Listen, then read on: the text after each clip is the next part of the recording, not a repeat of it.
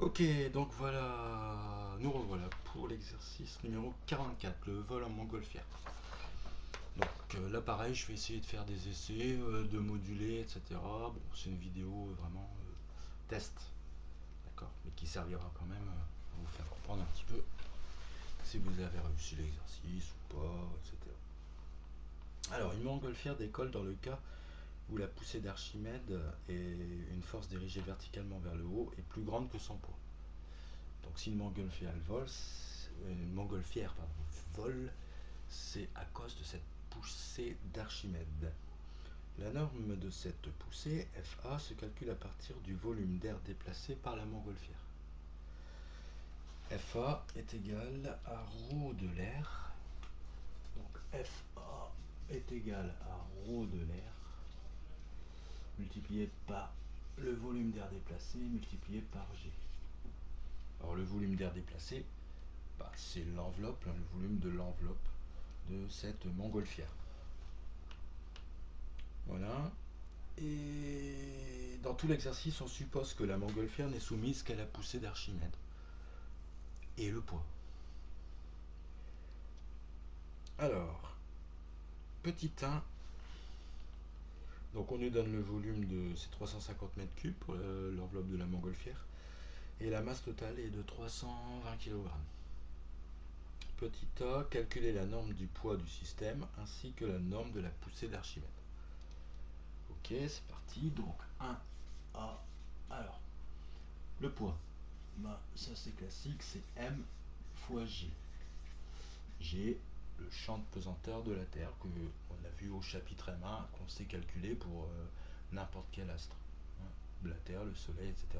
Bon, on avait fait le calcul pour la Terre, c'est 9,81 à peu près, voilà, partout. En fait, c'est pas partout, mais globalement, c'est 9,81. La masse. La masse de la montgolfière. Donc, si je fais le calcul, j'ai 320 kg.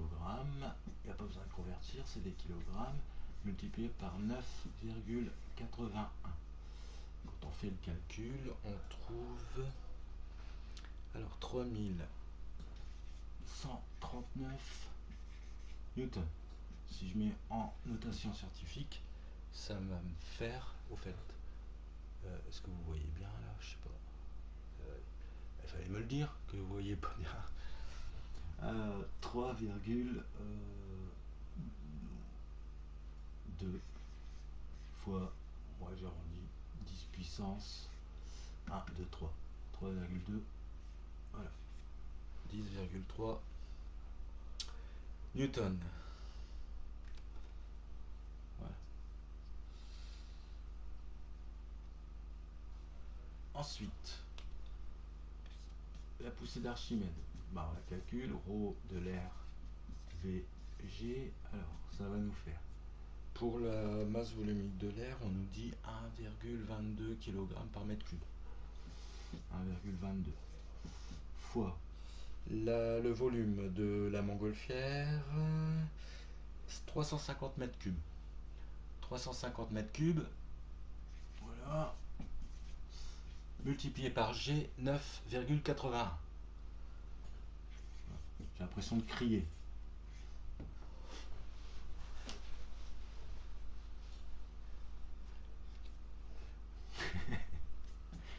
Pas se prendre à fou rire quand même.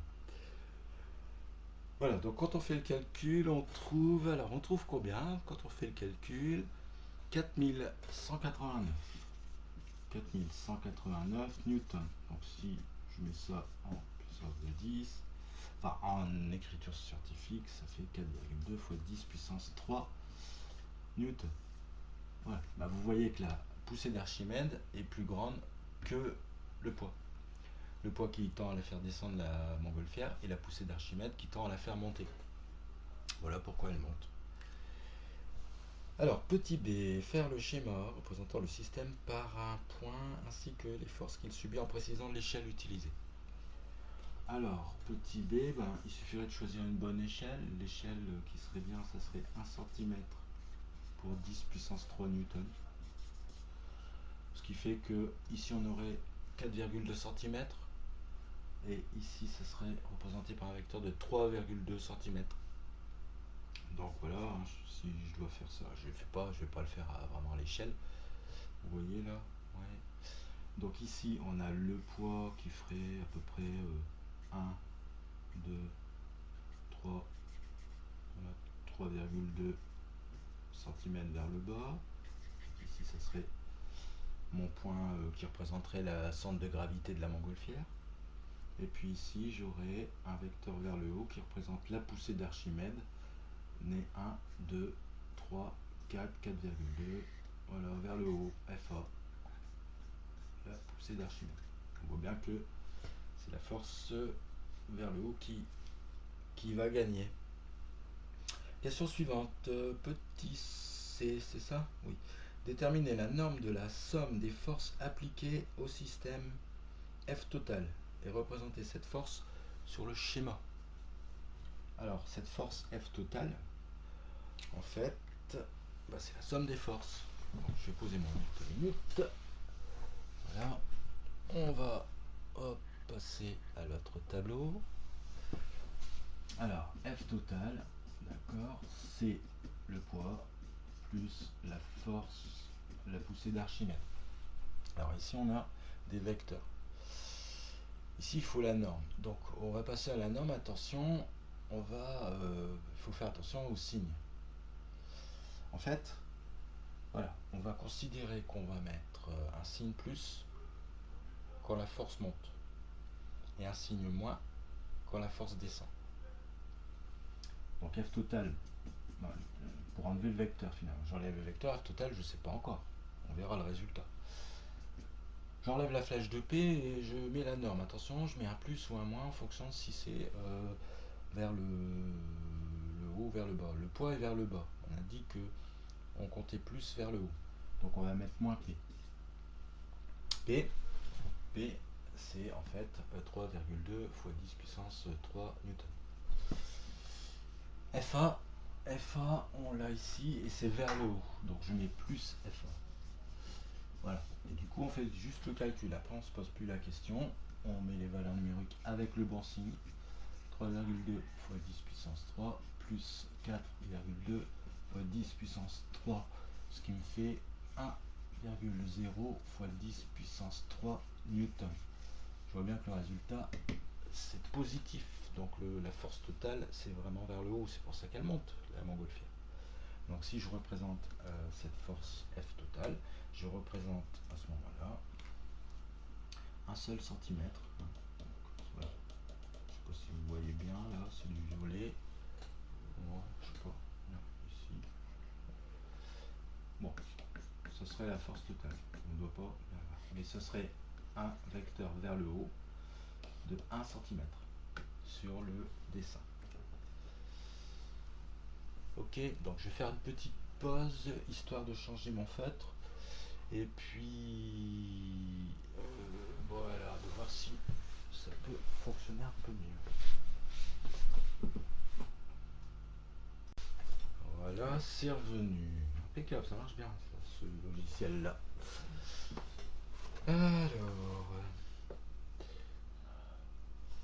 Alors ici, petit 2. On suppose que la montgolfière est initialement à l'arrêt. Ah oui, non, petit d d'abord, petit d.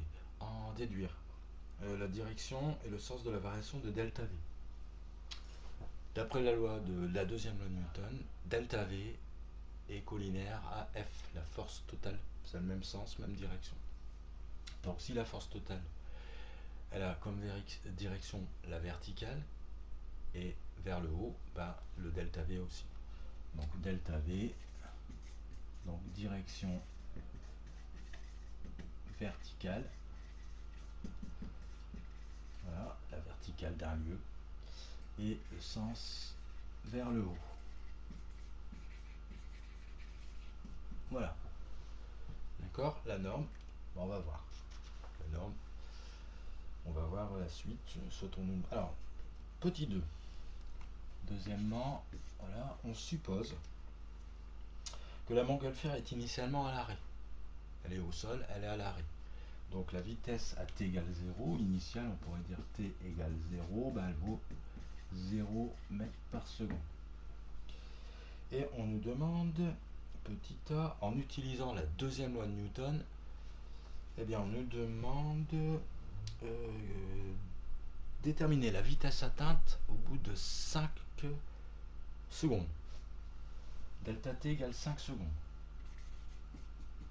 Bah, à ce moment-là, elle aura une certaine vitesse, hein, delta t, là, entre 0 et delta t, donc 0 plus delta t, eh bien, la vitesse, on la cherche. Voilà. Donc, delta v, en fait, ça sera, le delta v de la formule, c'est v à delta t moins v à l'instant 0. À l'instant 0, elle vaut 0. Donc en fait, le delta v, il s'identifie directement à la vitesse qu'on cherche. Du coup, la deuxième loi de Newton, qu'est-ce qu'elle nous dit, la deuxième loi de Newton? Elle nous dit que la masse fois delta v sur delta t est égale à la force totale. Du coup, le delta v va être égal à la force totale multiplié par delta t divisé par m. Et le delta v, on a vu que c'était directement la vitesse qu'on cherchait au bout de delta t 5 secondes. Donc v au bout de 5 secondes, ça va être la force totale. La force totale, elle vaut 1,0 fois 10 puissance 3 multiplié par delta t 5 secondes, 5,0 divisé par la masse. La masse de la montgolfière, c'est 300, enfin kilogrammes. 320 kg. Quand on fait le calcul, on trouve, eh bien, on trouve combien? On a trouvé 17 mètres par seconde. 17 mètres par seconde, c'est-à-dire au bout de 5 secondes, elle a une vitesse de 17. Ouais, c'est bon. Ouais, en fait, vous avez rien vu au niveau des calculs. Je le laisse comme ça. Voilà. Donc en fait, on calcule ici et on a donc on utilise la deuxième loi de Newton, tatati, tatata, 17 mètres par seconde. 17 mètres par seconde, en kilomètres par heure, ça fait 61 km par heure. Bon, paraît raisonnable. Vitesse ascensionnelle, 61 km par heure. Ouais, pourquoi pas, c'est possible, montgolfière. Alors, question suivante, on nous pose la même question, mais attention, au bout de delta t égale 1 minute, c'est-à-dire en 5 secondes, elle atteint une vitesse de 17 mètres par seconde, et au bout de 5 minutes. Hein, au bout de 5 minutes, voilà. Alors je vais faire une petite... Bon, on va faire le nettoyage. Voilà, pause pour le nettoyage.